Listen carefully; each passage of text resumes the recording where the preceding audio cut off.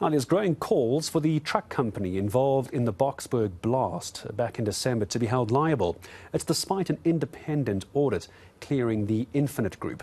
At least 40 people lost their lives when this gas tanker exploded after being stuck under a bridge on Christmas Eve.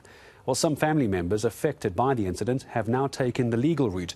Let's now bring in the lawyer, William Booth, who's representing the Infinite Group. William, good afternoon. I appreciate your time. Give me a sense as to whether or not the company takes any responsibility for what happened, despite that internal audit. Good afternoon, William. Good afternoon, Gareth. Nice chatting to you again. No, definitely not. So the company has itself launched an investigation, has appointed lawyers. I'm one of them. And it also has appointed a forensic investigator who, in fact, appeared on yesterday evening's Carte Blanche program. So if it is a tragic accident, and it's not a situation where my view is that either the driver or the company is responsible for what happened, as tragic as it is, and the fact that so many lives have been lost. One has to look at the matter holistically. And I think before anybody makes any comment as to where blame should lie, the case has to be fully investigated. The police are busy with that. They obviously will engage their own investigators and they will interview all the witnesses. And from that, that docket, after all the investigation has taken place, has to be submitted to the National Prosecuting Authority, who will then have to make a decision as to whether any person or group of people or any organization is responsible for the deaths of the persons who died in this incident. To your point on people making comment, if it's still going to be investigated by police and you're calling for anyone to withhold comment by then, how is it the company can come out and say they don't believe they're liable before the police have concluded the matter? Well, the reason that is happening is because so many people are blaming the driver and are blaming the company.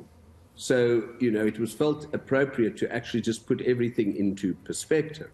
And our view is, yes, the investigation has to all be completed as far as our internal investigation goes. And we've had already one independent auditing report which has cleared both the driver and the company. So, we're not going into the merits of the matter, and all the detail of why I believe that neither the company or the driver is responsible, but, that the whole investigation must take its course. And at the end of that, a decision must be made by the National Prosecuting Authorities on the criminal side of things as to whether anybody is going to be prosecuted. We know the driver was arrested, and the NPA at some point then released him and no charges were brought. Obviously, he could potentially be charged again. The company could potentially be charged. Various other organizations that were involved in this whole incident could also be charged. So all I'm saying is people are pointing fingers, and the company must respond to those people pointing fingers and say, well, let's all just stand back a moment. And before anybody is charged, there was comment made, I think, during the course of last week, saying the driver will again be prosecuted. There was allegations made it might even be charges of murder. I think those kind of comments are not responsible. And, the NPA has to make the final call as to who is going to be charged and what the charges will be. I think many people, William, are perhaps not quite understanding is it's coming across as very black and white. I understand there's a legal element to this. I understand you're the lawyer involved in this. It's coming across as very stoic and very standoffish. And I think it's because we'd all seen those very dramatic visuals as well. What's the tone of the management within the company when they talk about this? Is it a case of, let's get away from this as quickly as possible, or we feel bad, let's see how we can support the community? It's coming across a little bit crass. Well, look, obviously the company is concerned and has, the greatest of sympathy with the victims' families. And, I think we'll readily engage with them with regard to discussing the matter and, again, trying to explain as far as their responsibility is concerned. There, it has to be an insurance investigation in this matter. There's the criminal investigation. There's investigation by the municipality, by the fire department, and various other organizations. But I just want to make it very, very clear. Obviously, the company sympathizes immensely with the victims. This is a most horrific incident, and our view is that it should never have taken place. So there would be at some point an engagement with the families and trying to put across that the matter must be looked at, as sad as it all is, and as how horrific the trauma is to all the families, that the matter must be put into perspective. And, as I say, let the investigation take its place, let that be completed, and then the NPA will make its decision as to, who is going to be charged. And then there may be a court hearing. If nobody is charged, an inquest could take place. Legal obligation aside as well, there is a call for moral obligation as well to assist from the company's side, to assist the families who are not in high-income areas, perhaps with their costs or damage to their properties. Where do we sit on that? I understand you're handling the criminal side of this. Is there talk of some moral obligation, a helping hand, if you will? Well, look, obviously that will have to be looked at by the company. And as you correctly point out, I've been engaged to deal with the criminal aspect, and particularly because the person driving the truck was arrested, and that there is talk of criminally prosecuting the driver again and the company. So, that's why I have to give my view and my opinion on those aspects. But the issue of some form of compensation to the victims, obviously that is something that has to be looked at.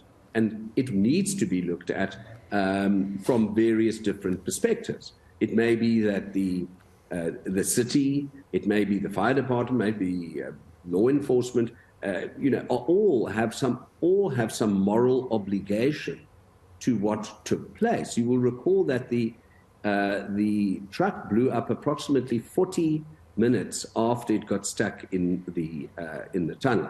By that time, the driver had actually passed out from the fumes and had been taken away by the ambulance services. So the area was actually under the control of the fire department and law enforcement.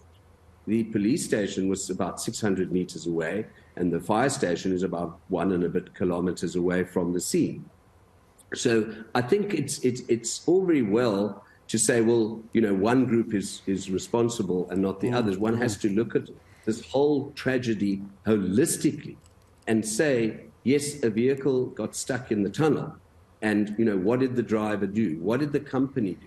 And what did everybody else do? And then say, well, we are extremely sorry for what had happened from the point of view that people have suffered, but not saying that, the company is responsible in any way, but rather to engage with the people and try and explain to the public, with regard to all the issue of who is responsible in respect of this whole horrific situation. William, what I'm hearing is there's a possibility here, and I think you're very much along the same lines of what others have been saying, that it wasn't just the company involved, there were other players who should have done a better job. And I don't quite understand legally how this would work, but could we see a case where the Infinite Group could, for example, lay charges against the fire department, against the SAPS, against the experts that were meant to clear the scene and actually do their job? Could it end up going that direction, do you think?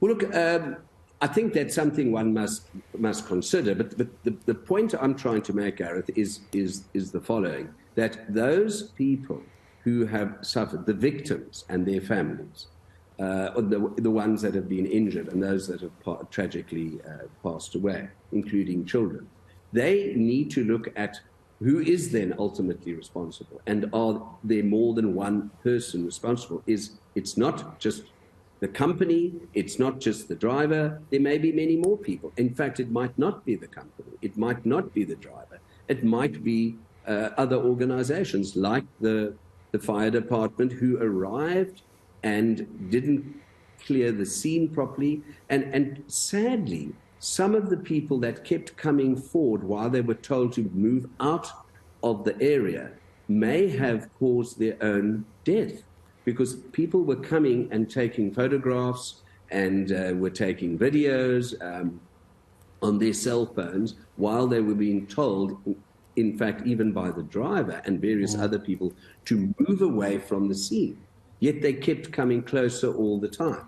So this is not a simple matter. It's a matter that has a number of aspects to it.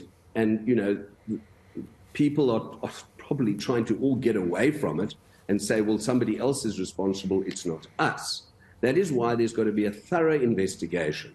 And why I have said, with regard to responsibility of the company from a criminal perspective and from the driver from a criminal perspective, is they have both already been cleared by a report, a full investigative report. Now, there will be other reports as well, and some of those other reports might say something else. So that is why it was felt appropriate to make comment in respect of the criminal or potential criminal obligation from the company side and from the driver's side, that we feel that from that perspective, they are not criminally responsible, because the charges relate to culpable homicide. So that is the negligent killing of somebody. So even if your truck gets stuck in a tunnel, that fact has to be linked to the death of somebody else.